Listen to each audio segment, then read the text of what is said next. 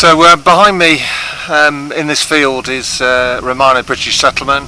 It's not your posh villa. This is where the local workers live that plough the villa owners' fields.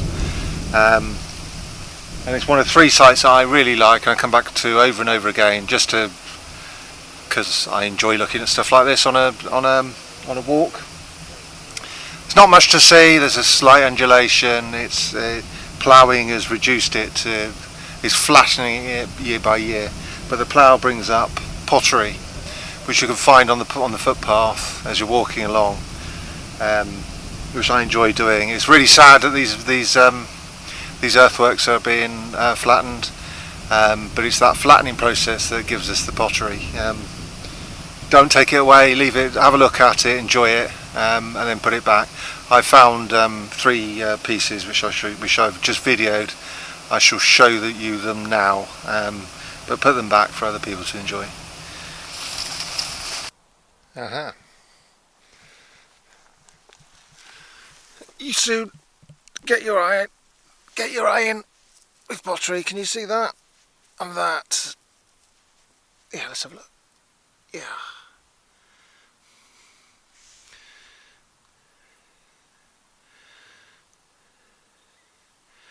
That's Romano British greyware. It's not posh, but it's a sign of life.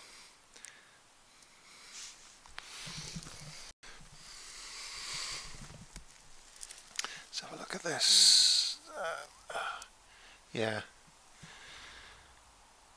look at that. That's you can see that's either dodgy firing or there's a coloured slip on. But you see how it's pink on the inside, orangey pink, and grey on the outside. And you can see where it's been on the pot and been the fingers of the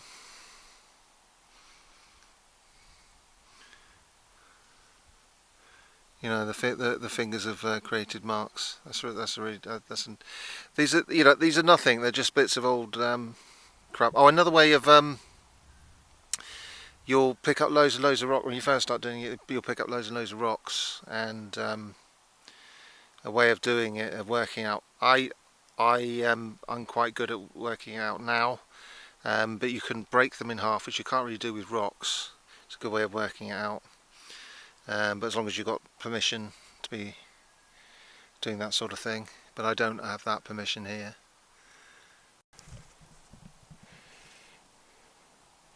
See, this is, I can't identify, I couldn't tell you for sure that that's Roman. Like, it's got all sorts of bits and pieces inside the surface of it. It's got different colour on both sides and a darker material on the inside. I couldn't tell you whether that's Roman or not, but it is a fired material.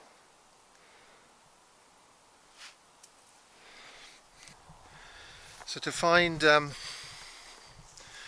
Roman pottery, find yourself a Roman settlement, and find yourself a footpath that goes through it. And you can find these, just look at the OS map, it'll say settlement in Gothic letters, and sometimes it'll say Roman, but often not. Just do your research, try and find out what the footprint of a Roman settlement looks like, and find a footpath that goes through it and have a footle. And the thing is, pottery, Romano British pottery, is mass produced, so there's loads of it. I would like to find some. I think I found some prehistoric pottery before, but I just don't know it very well. I had the advantage of, I've been on one archaeological dig. I had the advantage of being with an archaeologist to asking questions, and he said to me, how do you identify black burnished ware? And I said, is it black? And he said, yes. And he said, what else is it? I said, is it burnished? And he said, you got it, and walked off. But as much as that's the archaeological equivalent of me going to get him some stripy paint, it is still worthwhile. I dug some greyware up and some black burnished ware up and showed it to him, and he identified. So he said, no, this is what you've identified it. So it's good to have some confirmation. It teaches.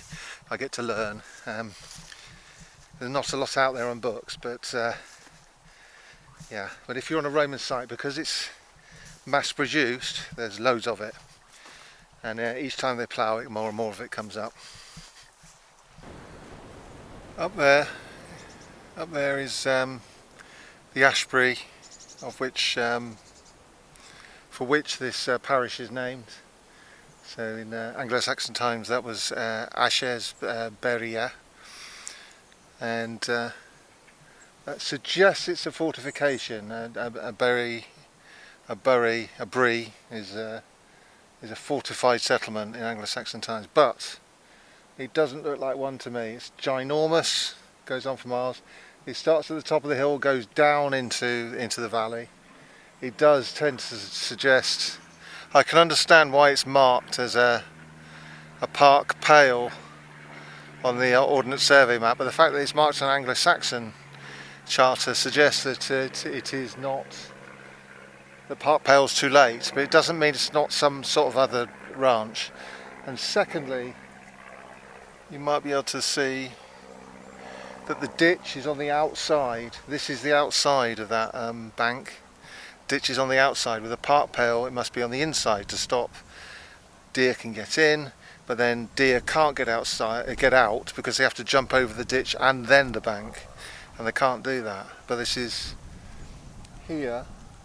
The ditch is on the outside, so it is some sort of demarcation, some sort of enclosure, and it's enormous.